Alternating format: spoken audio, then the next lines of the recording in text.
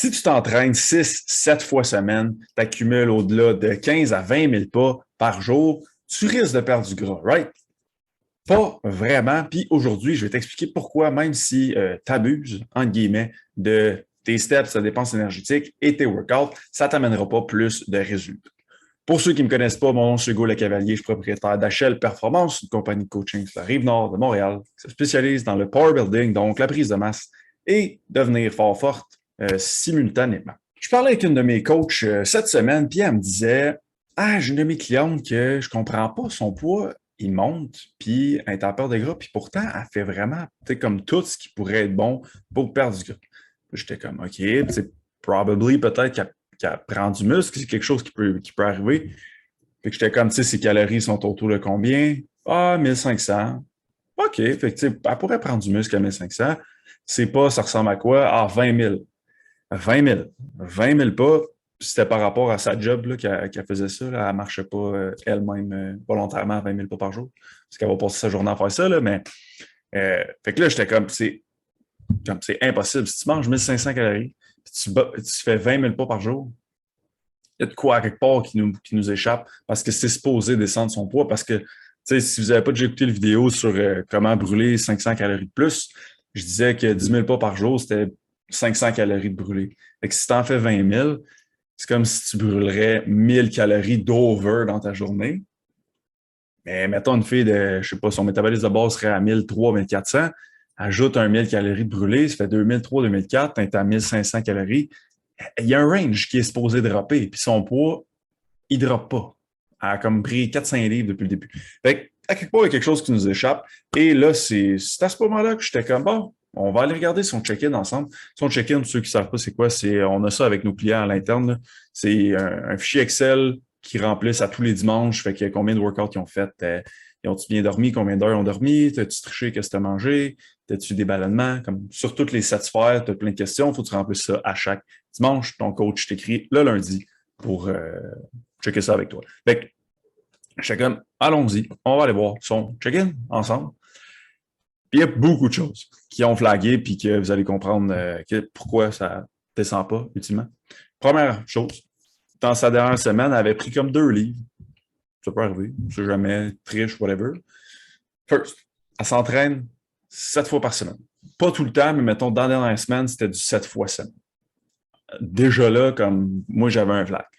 Ça, c'est t'en fais ben trop, tu n'as pas le temps de récupérer. Ça peut venir créer de l'inflammation. Fait que, déjà là, 7 fois semaine, ça se peut que ça ne marche pas.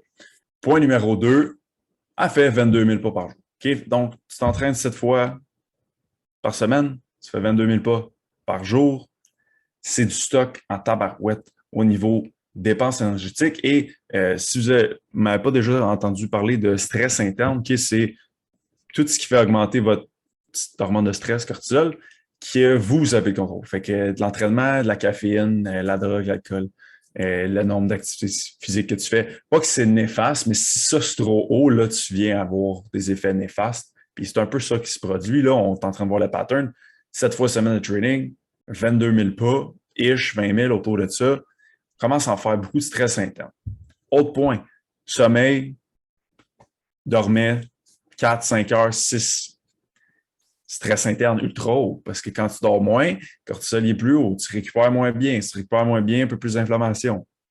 Fait que, honnêtement, si tu t'entraînes 7 fois semaine en ce moment, il va falloir que tu dormes au moins 8-9 heures. Comme si tu t'entraînes 7 fois semaine et tu dors 4 heures, no shit que ça ne marchera pas. Fait que je ne recommande pas de s'entraîner 7 fois semaine, mais si vous voulez en faire plus, le premier point, c'est de vous assurer que vous êtes capable de le dealer, de dealer avec le fait que vous en faites plus, il faut que tu récupères de ça.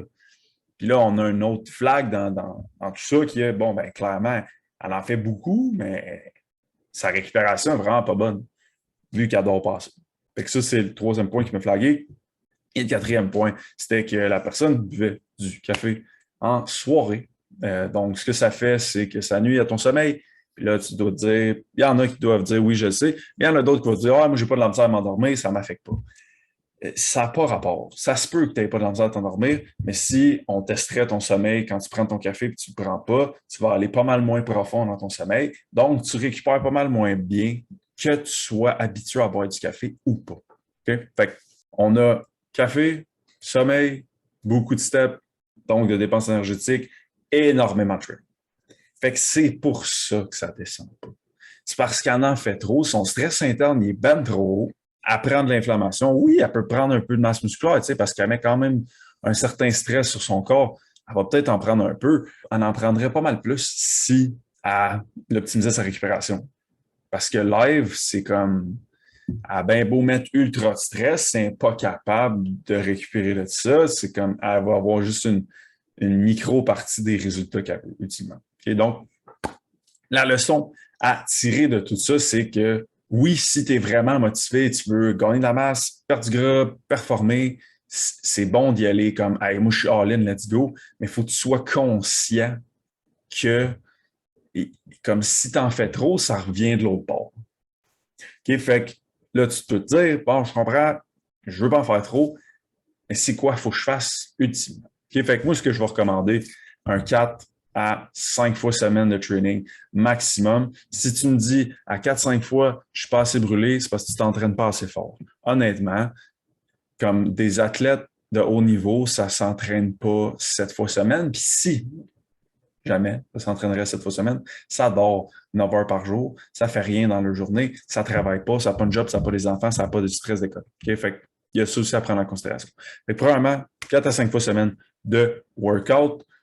Le nombre de pas, ça, si ta job ça pas te permet de faire 20 000, mais si ta job fait que tu en fais 20 000, all right, mais sinon, tu vises un 8 à 10 000, ça, c'est sans stress, ça va être bien parfait.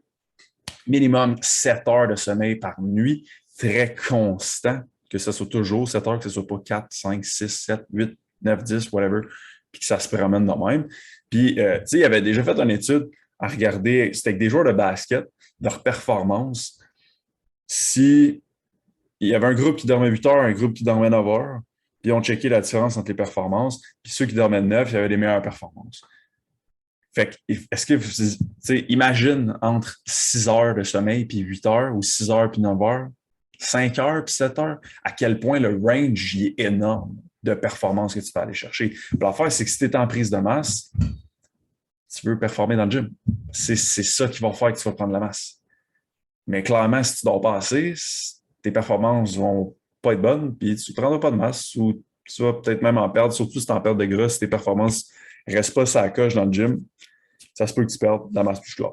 Et pour le café, minimum un 12 à 14 heures avant que tu t'endormes pour vraiment s'assurer que tu n'en as plus dans le système. Parce que le café, c'est un stimulant, ça réveille ton système nerveux. Puis si tu veux aller dans le sommeil profond, il faut que ton système nerveux il soit très calme. Donc, 12 à 14 heures, ça va prendre ça pour que ta caféine soit complètement éliminée de ton corps. Fait que si tu te couches à 10 heures le soir, à 10 heures le matin, c'est fini. Voilà de même. Fait que si tu aimes vraiment le café, puis tu es comme aïe, je peux pas penser que je peux pas prendre de café, prends-toi du décaf.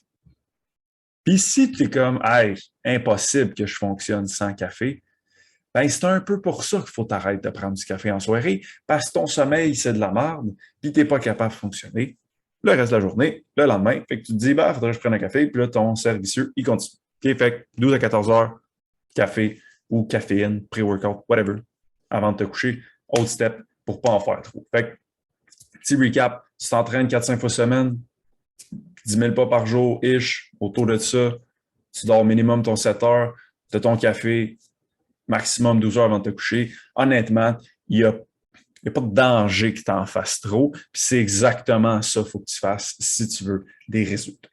Donc, en conclusion, le stress interne, donc tout le stress que tu t'ajoutes sur ton corps, a un énorme impact sur tes résultats. Et ce que je veux que tu retiennes de ça, c'est que un moment donné, quand tu en fais trop, ça fait l'effet inverse de ce que tu veux que ça fasse. Okay? Fait que sois vraiment intelligent. Puis quand tu te dis, OK, je pousse la machine un peu plus, il faut tout le temps que tu penses qu'il faut que tu pousses ta machine de récupération un peu plus, sinon tu vas arriver, puis ça ne bougera pas, tu vas être frustré, tu n'auras pas le résultat que tu veux. Si tu as aimé la vidéo, abonne-toi à la chaîne YouTube HL Performance. On te sort une vidéo par semaine. Une semaine, c'est moi, une semaine, c'est Coach 4.